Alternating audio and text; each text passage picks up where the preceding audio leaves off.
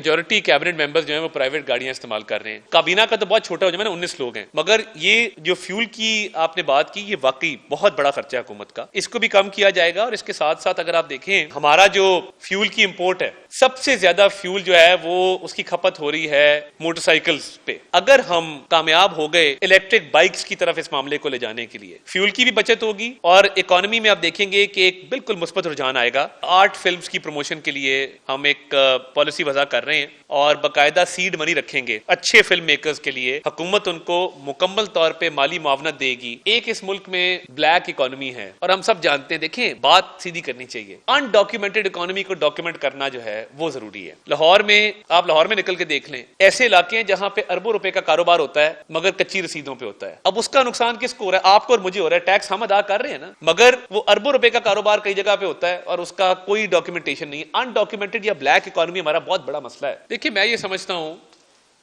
कि जब एक ऐसे साबिक चीफ जस्टिस पाकिस्तान तसद्दुक़ हुसैन जिलानी साहब, जो कि अच्छी शोहरत के हामिल हैं, गैर मुतनाज़ा शख्सियत के मालिक हैं और पूरा पाकिस्तान ये जानता है कि वो एक ईमानदार और फर्शनास जज रहे हैं, किसी को उन पर शक नहीं है, किसी को कोई डाउट नहीं है, तो उनका इंतखाब किया गया है और उन्होंने अगर जिम्मेदारी कबूल की है तो मैं समझता हूँ कि वो सलाहियत रखते हैं कि इस जिम्मेदारी को निभाएं। उनकी सेहत के हवाले से हमारे तक तो कोई ऐसा मामला नहीं पहुंचा।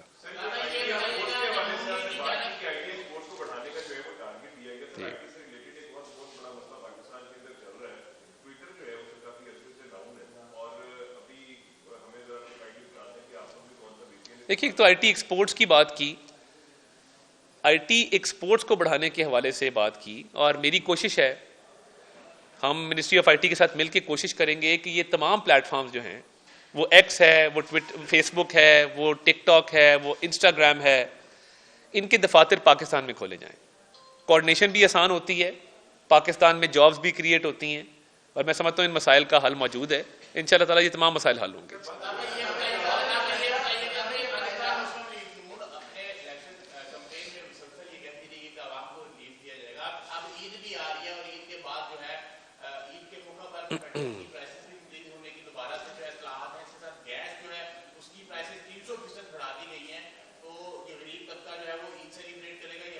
देखिए, मैं ये समझता हूँ कि वज़ीर आज़म ने गैस के हवाले से एक ऑडिट जो है वो ऑर्डर किया है, वो आपकी नज़रों से भी गुजरा है। उसके साथ साथ पीछे बिजली की कीमतों में वो जो एक 4 रुपये का इजाफा था उसको कम करके 2 रुपये किया गया है और 1 रुपये 68 पैसे का फ़र्क पड़ा है। बिजली उससे सस्ती हुई है। बाकायदा उसकी प्रेस रिलीज़ भी एक जारी की गई थी, मैं आपसे वो डॉक्यूमेंट अभी शेयर भी कर लूँगा। तो देखिए, वज़ीर आज़म का तमाम तर फोकस ये है कि बोझ उन तबकात पर डाला जाए जो सकत रखते हैं इस बोझ को बर्दाश्त करने के लिए। अशराफिया की बात होती है कि जो अशराफिया इस मुल्क की है, जो इस मुल्क की सहूलतों से भी फ़ायदा उठाती है, तो ज़्यादा टैक्स का बोझ भी उन पर डाला जाएगा और जो पिसे हुए तबकात हैं वो IMF की तरफ से बंदिश नहीं है टारगेट सब्सिडी के ऊपर। तो इंशाअल्लाह ताला आने वाले दिनों में अवाम के लिए मज़ीद रिलीफ का भी ऐलान किया जाएगा। जी,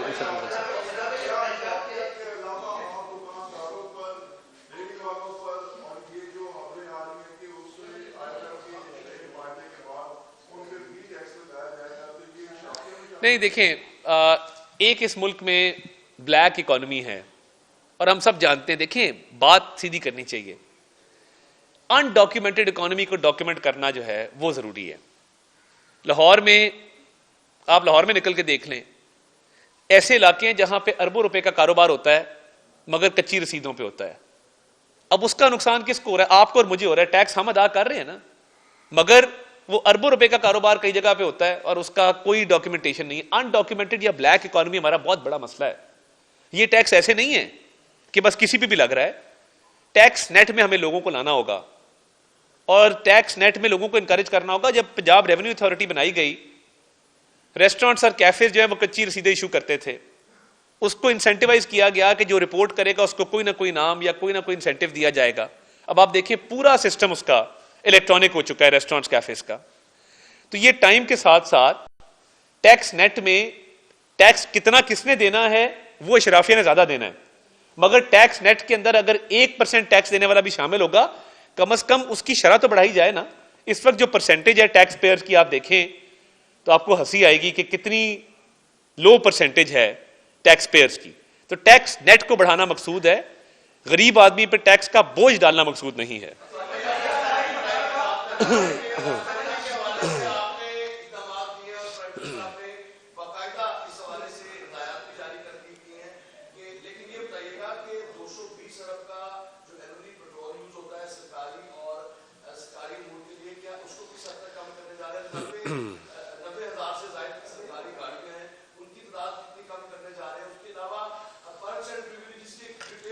जी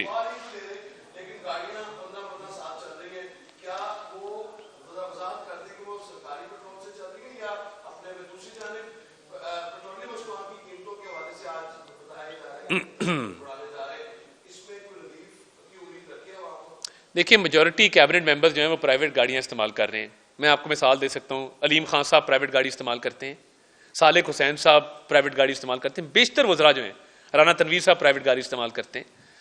तो काबीना का तो बहुत छोटा हो जाए ना, 19 लोग हैं, मगर ये जो फ्यूल की आपने बात की, ये वाकई बहुत बड़ा खर्चा है हुकूमत का, इसको भी कम किया जाएगा। और इसके साथ साथ अगर आप देखें हमारा जो फ्यूल की इंपोर्ट है, सबसे ज्यादा फ्यूल जो है वो उसकी खपत हो रही है मोटरसाइकिल्स पे।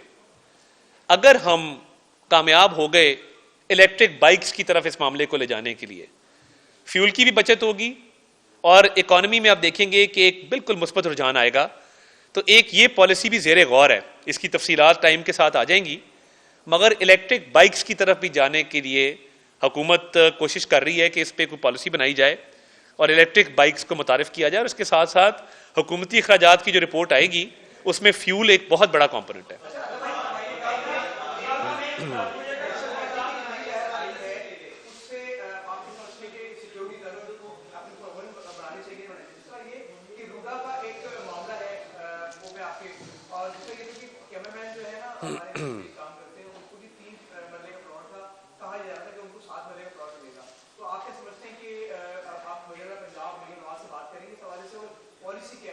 देखिए, उनकी बड़ी एक साफियों के हवाले से हमेशा अच्छी पॉलिसी रही है और हुकूमत पंजाब का पूरा फोकस है, तो इस मामले को इंशाल्लाह ताला टेकअप करेंगे और इस पर बातचीत करेंगे। तो पहला सवाल आपका क्या था?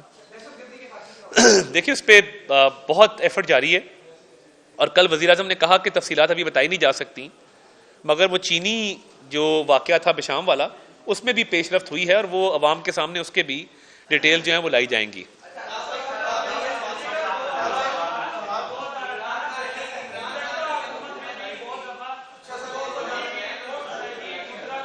क्या किया गया था?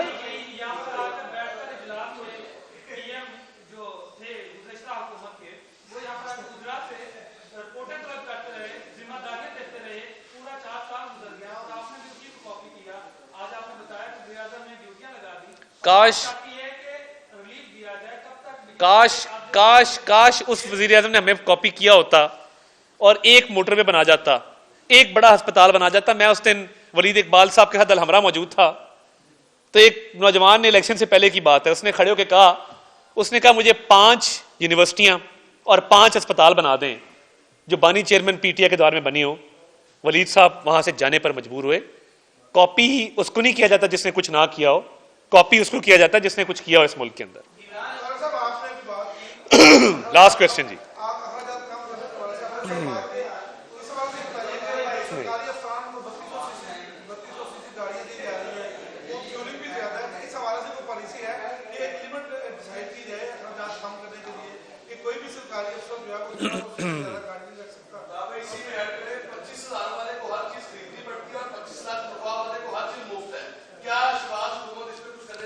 देखिए जी,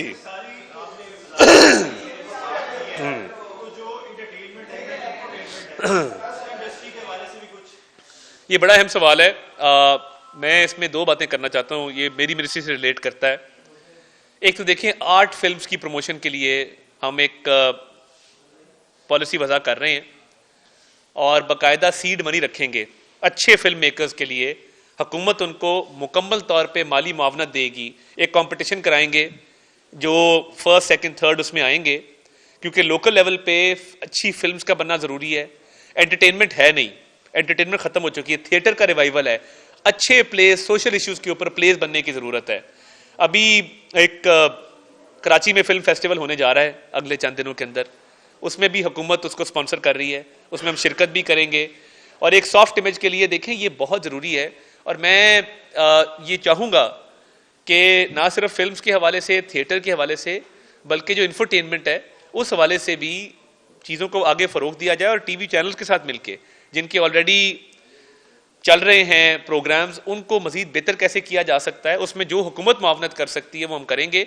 क्योंकि पाकिस्तानी फिल्म्स का बहुत मयार है, बड़ा पोटेंशल है, इसको सिर्फ आगे प्रोजेक्ट करने की बात है कि इसको प्रोजेक्ट किया जाए। जो आप सवाल कर रहे थे, देखिए टैक्स का बोझ अशराफिया पे डालने की जो बात की जा रही है, आपको याद होगा, आप भूल जाते हैं जब पंजाब रेवेन्यू अथॉरिटी बनी थी तो आपको याद है फार्म हाउसेस पे टैक्स लगा था, आपको याद है बड़े बड़े क्लबों पे टैक्स लगा था, आपको याद है गाड़ियों का टैक्स बढ़ाया गया था, इसलिए हर बंदा इस्लामाबाद जाके गाड़ी रजिस्टर करवाता था पंजाब से।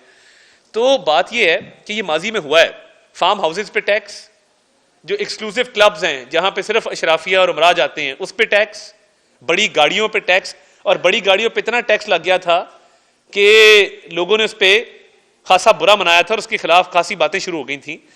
तो देखें ये माजी में भी जब पंजाब रेवेन्यू अथॉरिटी ज़ीरो से शुरू हुई, पहले उसकी वजूद ही नहीं था, तो मामलात बेहतर हुए। आइंदा भी इंशाल्लाह ताला मैं समझता हूँ कि अशराफिया को ज़्यादा टैक्स लगाया जाएगा और गरीबों को उसका फ़ायदा दिया जाएगा। जी।